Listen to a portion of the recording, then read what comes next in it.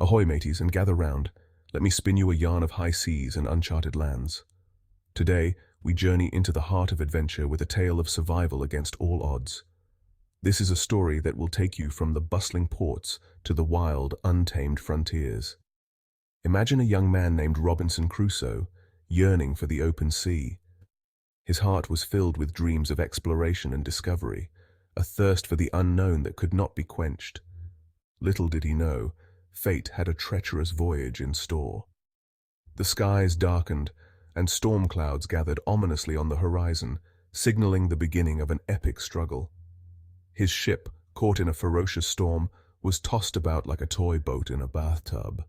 The wind howled with a fury that seemed almost supernatural, as if the very elements were conspiring against him. Waves crashed against the deck with relentless force, each one threatening to tear the ship apart. The sea was a wild, untamed beast, roaring and thrashing in its rage. Fear gripped the hearts of even the bravest sailors. Their faces, usually so full of confidence and bravado, were now etched with terror as they battled the elements.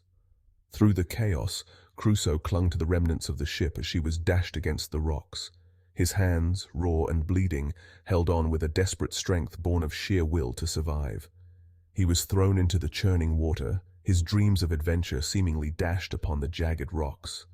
The sea, once a source of wonder and excitement, had become a merciless adversary, but fate, it seems, had other plans for our intrepid adventurer. Despite the overwhelming odds, a spark of determination burned within him, refusing to be extinguished by the storm. He washed ashore on a deserted island, battered but alive. The storm had taken his ship and crew, leaving him utterly and completely alone, but also presenting him with a new challenge.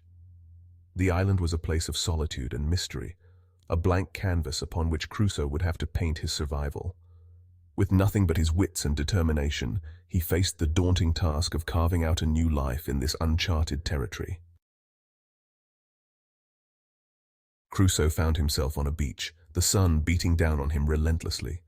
The wreckage of his ship scattered around him like forgotten toys, remnants of a journey that had gone terribly wrong.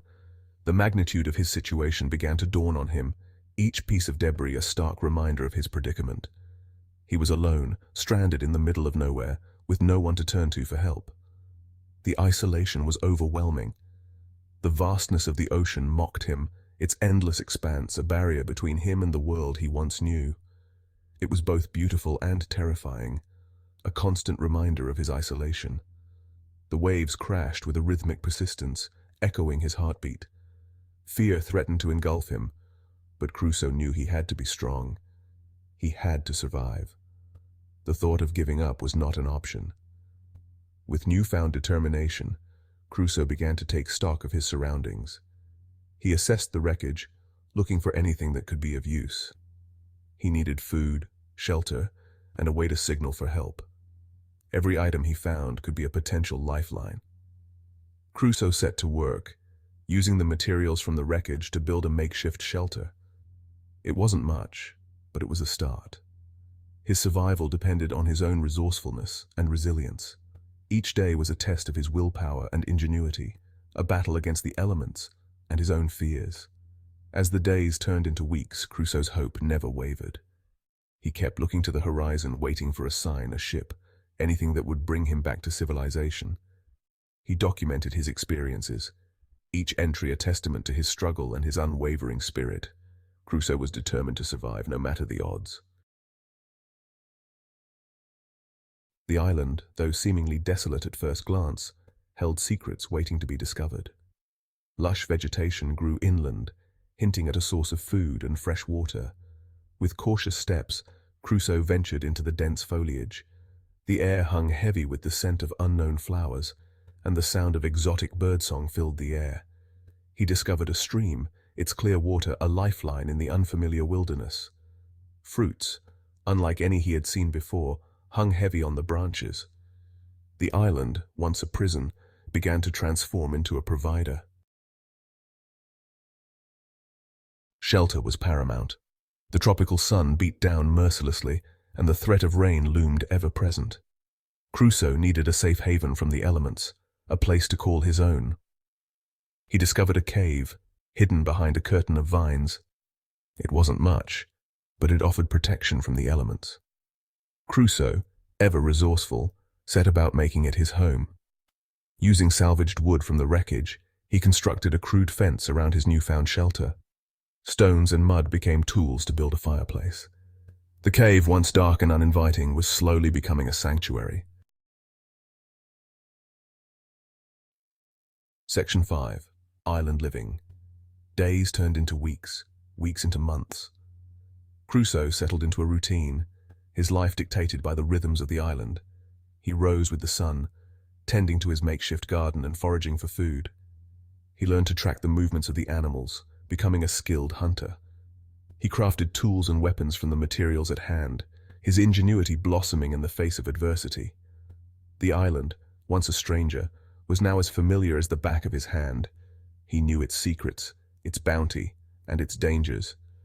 Crusoe, the castaway, had become one with his surroundings.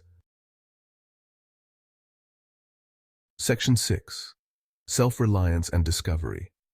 Loneliness, a constant companion, gnawed at Crusoe's spirit. But in the solitude he discovered a strength he never knew he possessed. He learned to be self-reliant, to face his fears and overcome challenges head-on. He kept a journal, documenting his experiences, his thoughts, and his dreams of returning home. It was his confidant, a silent witness to his struggles and triumphs. As the years passed, Crusoe discovered a new appreciation for the simple things in life. The warmth of the sun, the taste of fresh fruit, the sound of the waves crashing on the shore.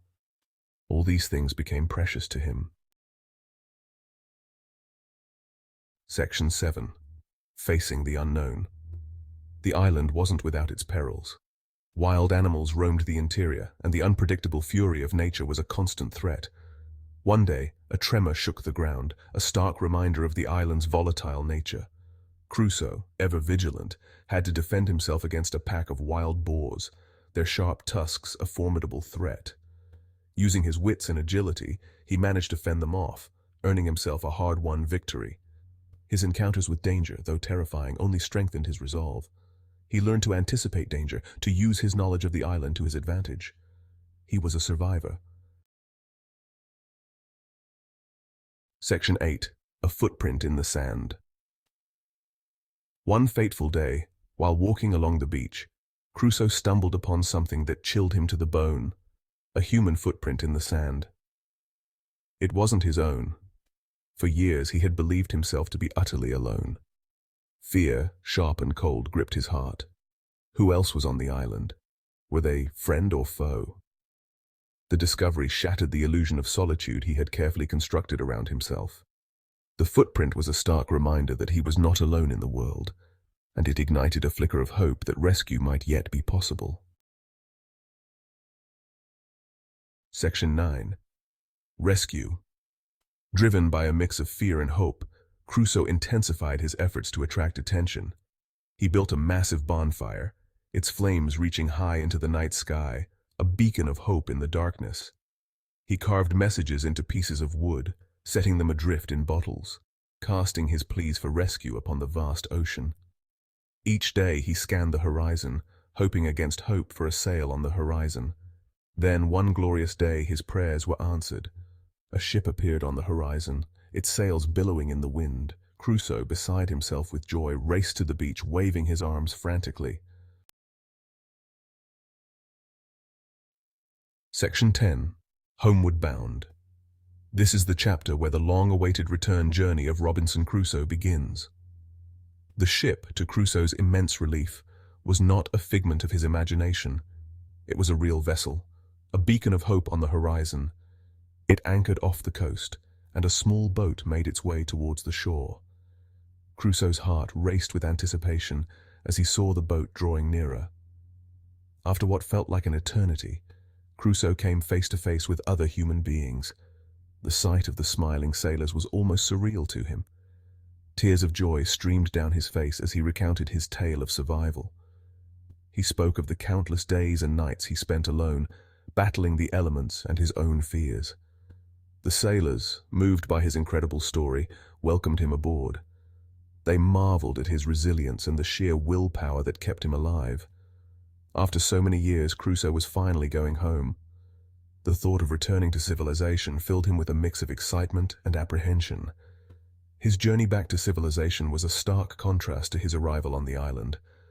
The once desolate and lonely place was now a distant memory. He was no longer the same man who had been shipwrecked all those years ago. The island had transformed him, both physically and mentally. He returned older, wiser, and forever changed by his experience. The trials and tribulations he faced had shaped him into a man of great strength and character. As he stepped onto familiar soil, he was greeted with open arms by family and friends. The joy of reunion was overwhelming, and Crusoe knew that he was finally home. Looking out at the sea one last time, Crusoe felt a sense of closure. His journey had come full circle, and he was ready to embrace the next chapter of his life.